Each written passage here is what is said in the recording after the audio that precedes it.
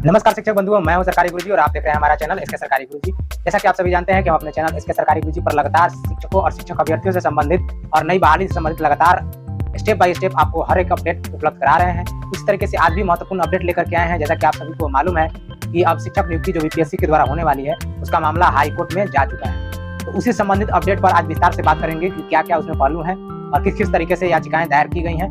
विभिन्न शिक्षक संगठनों के द्वारा याचिका भी दायर की गई है और शिक्षक अभ्यर्थियों के संगठनों के द्वारा भी याचिका दायर की गई है। तो उन सभी मैटर पे हम लोग आज बात करेंगे। तो चलिए देख लेते हैं क्या अपडेट। उससे पहले आपसे रिक्वेस्ट है कि अगर आप भी एक नियोजित शिक्षक हैं या फिर शिक्षक अभ्यर्थी हैं, 7वें चरण शिक्षक बहाली में बहाल होना चाहते हैं, तो आप जो हमारे चैनल इसके सरकारी गुरुजी को सब्सक्राइब कर लें और बेल आइकन को ऑल पे दबा लें, क्योंकि हमारे चैनल पे ऐसे ही लगातार आपको ऑथेंटिक अपडेट दिए जाते हैं। तो चलिए देख लेते हैं कि क्या अपडेट निकल के आ रहा है कोर्ट से संबंधित। आप यहाँ स्क्रीन पे देख पा रहे होंगे कि अध्यापक नियमावली के विरुद्ध उच्च न्यायालय में याचिका दायर की गई। तो आप सभी को मैं अपडेट कर दूं कि फिलहाल का ये अपडेट है कि हाई कोर्ट पटना में मेरी जानकारी में अभी 3 अपडेट आ चुके हैं हाई कोर्ट में याचिका नियमावली के खिलाफ में।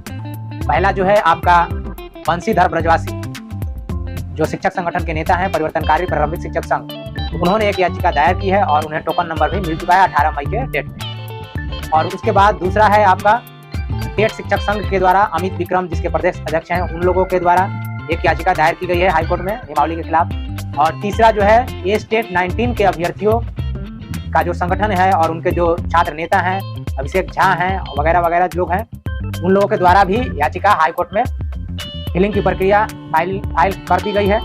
अभी टोकन नंबर नहीं मिला है। ये 3 का अपडेट है। 3 जो है आपका कंफर्म हो चुका है। तो उसी में एक पर आज हम लोग विस्तार से चर्चा करेंगे। टेट शिक्षक संघ द्वारा दायर की गई याचिका का विस्तार से हम लोग चर्चा करेंगे। जैसा कि आप यहाँ स्क्रीन पे देख पा रहे होंगे कि अखबार में यह खबर छपी हुई है, उसी का हम लोग विश्लेषण करेंगे कि इसमें किस तरीके से दर्शाया गया है।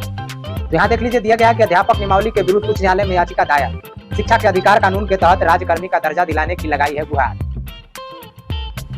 टीटी शिक्षक संघ की ओर से शुक्रवार को हाई कोर्ट में अध्यापक नियमावली 2023 के विरुद्ध में याचिका दायर की गई है।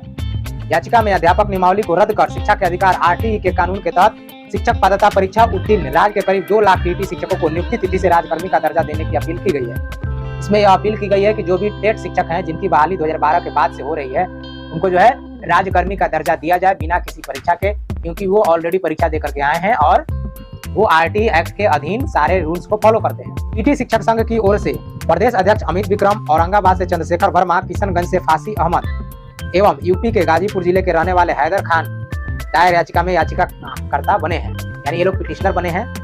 संघ के प्रदेश अध्यक्ष अमित विक्रम ने कहा कि अध्यापक नियमावली 2023 पूरी तरह से असंवैधानिक एवं कानूनी प्रावधानों का उल्लंघन करने वाली नियमावली है। इस नियमावली में पटना हाई कोर्ट के डिवीजन बेंच द्वारा दिए गए पूर्व के फैसले को भी अनदेखी की गई है।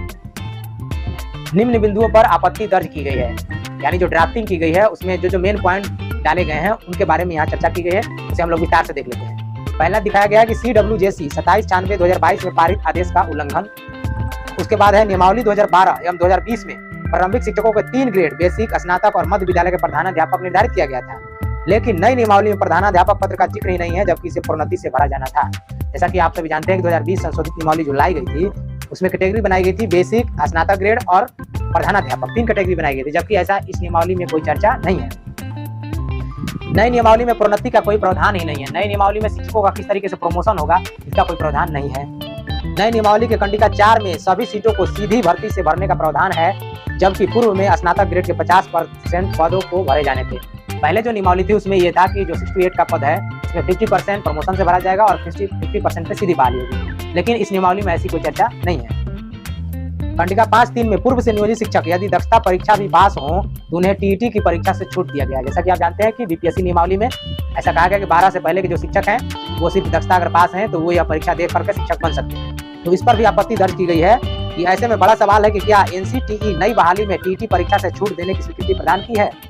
अगर जो शिक्षक दक्षता केवल पास हैं, टीईटी परीक्षा नहीं दिए हैं और वो बीपीएससी परीक्षा देते हैं और वो बहाल हो जाते हैं, तो क्या शिक्षक बनने के लिए टीईटी या सीटेट परीक्षा अनिवार्य नहीं है? इसको स्पष्ट किया जाए, कोर्ट से गुहार लगाया गया है। विषय विशेष शिक्षकों की योग्यता अलग से बिहार सरकार निर्धारित करेगी। ऐसे में सवाल है कि क्या बिहार सरकार को अलग से योग्यता निर्धारित करने का अधिकार है? क्या NCTE से उसके लिए स्वीकृति ली जाएगी? जो अलग से विशेष शिक्षक के लिए योग्यता निर्धारित करने की बात कही गई है, तो क्या ऐसा NCTE ने बिहार सरकार को अधिकार दे रखा है या फिर ऐसा अधिकार या अनुमति लिया जाएगा बिहार सरकार के द्वारा? इस पर भी आपत्ति दर्ज की गई है।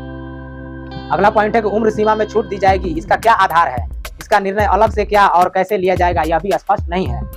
परीक्षा का पाठ्यक्रम का निर्धारण और पैटर्न का निर्धारण आयोग द्वारा किया जाएगा, क्या इसमें एनसीटीई द्वारा तय मानकों और पाठ्यक्रम का पालन होगा, ये भी अस्पष्ट है।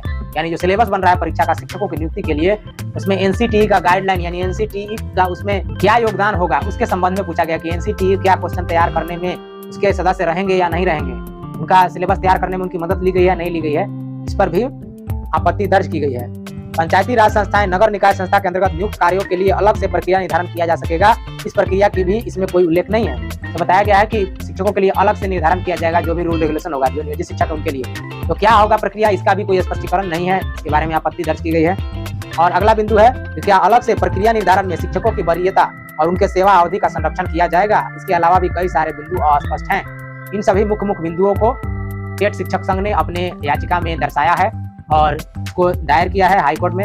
आप देखना यह दिलचस्प होगा कि हाईकोर्ट क्या निर्णय लेता है। हालांकि अभी 20 मई से 18 जून तक आपका जो है ग्रीष्मावकाश चलने वाला है, तो आप देखना दिलचस्प होगा कि क्या नियमावली पे स्टे लग पाता है या नहीं। लेकिन पूरी संभावना है कि यह बहाली अब बिल्कुल फंसने वाली है और सरकार इसी उम्मीद से इस बहाली को लाई थी, आनंद फानन में इस बहाली को लाई और आनंद फानन में जो काम 4 वर्षों में नहीं हो सका उसे 4 सप्ताह के अंदर कंप्लीट कर दिया गया और नोटिफिकेशन लाने तक की बात कही गई। लेकिन नोटिफिकेशन आने में अब विलंब किया जा रहा है, जैसा कि मैंने अपने चैनल पर अपडेट दे दिया है। तो सरकार ने यह भाप लिया है कि यह मामला कोर्ट में जा चुका है और इसमें हम कुछ संशोधन करने वाले हैं, ऐसा वो बयान दे रही है सरकार। साथियों, ये था हमारा आज का अपडेट। आपको अपडेट कैसा लगा? अगर अच्छा लगा हो तो लाइक करें, अधिक से अधिक नियोजित शिक्षक बंधुओं और अभ्यर्थियों तक शेयर करें और ऐसे ही अपडेट पाते रहने के लिए हमारे चैनल इसके सरकारी वीडियो को सब्सक्राइब कर लें और बेल आइकन को ऑल पे दबा लें। वीडियो को अंत तक देखने के लिए आपका बहुत बहुत धन्यवाद।